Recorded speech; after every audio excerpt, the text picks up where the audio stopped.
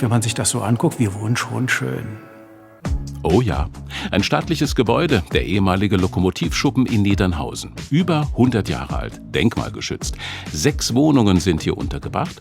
In einer davon wohnen Monika und Ralf Kiele. Sie zogen hier als Erste ein. Bis dahin war es ein langer Weg.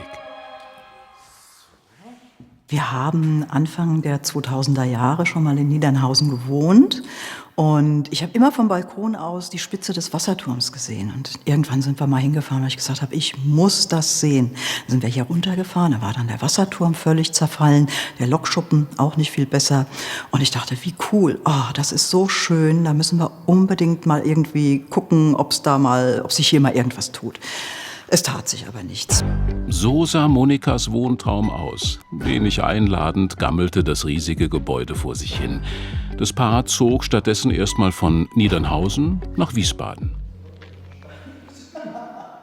Und haben uns irgendwann mal Jahre später samstags eine Zeitung gekauft und haben in den Immobilienteil geschaut. Wir haben uns nie eine Zeitung gekauft.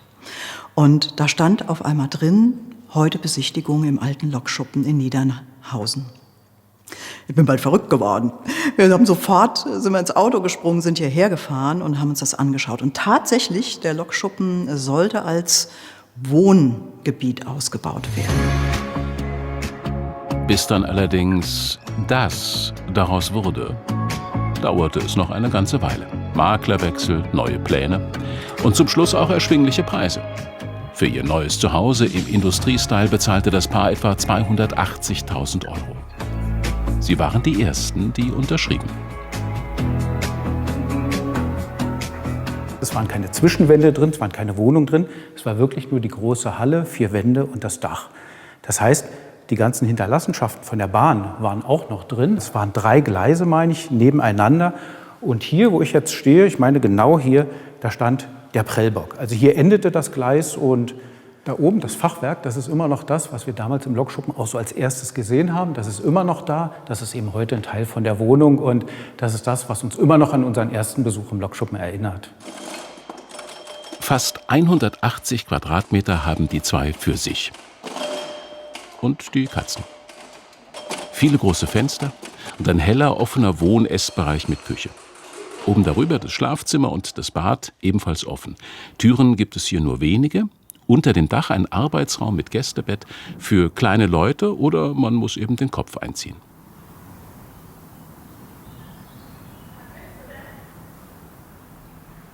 Ich sitze sehr gerne und meistens viel zu lange vor dem Rechner. Das ist so mein Lieblingsplatz, aber es gibt viele Lieblingsplätze. Und das Schöne ist, dass es immer wieder neue Lieblingsplätze gibt. Ich setze mich auch manchmal auf eine Treppenstufe oder auf einen Sessel oder wenn irgendwo ein Stuhl gerade steht. Und man hat eine ganz andere Perspektive. Man sieht wieder neue Dinge, man entdeckt neue Dinge und das teilen wir uns auch immer sofort gegenseitig mit.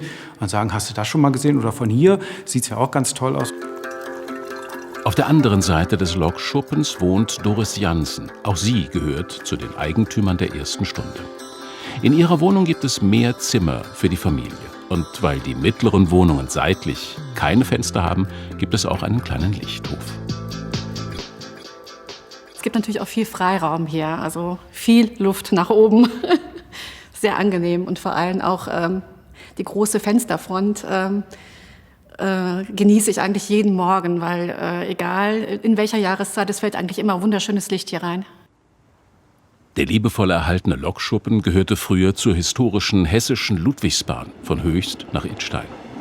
Ralf und Monika Kiele haben mit der Zeit auch viele Erinnerungen gesammelt, die ihre Wände schmücken. Nur eine, die muss unbedingt frei bleiben, für Filmabende zum Beispiel.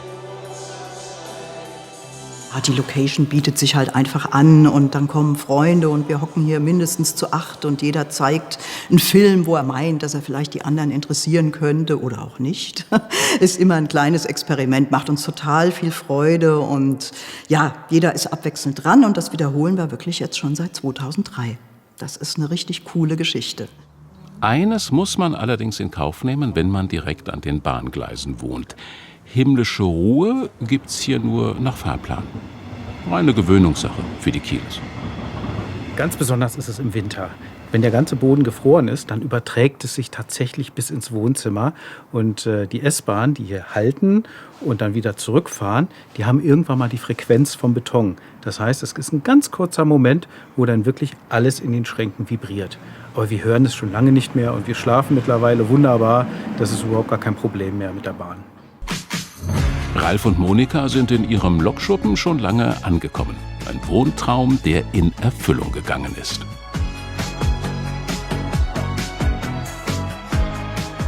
Und in der nächsten Folge: Das Tortenhaus in Frankfurt. Auf nur 45 Quadratmetern Grundfläche steht das spitz zulaufende Haus.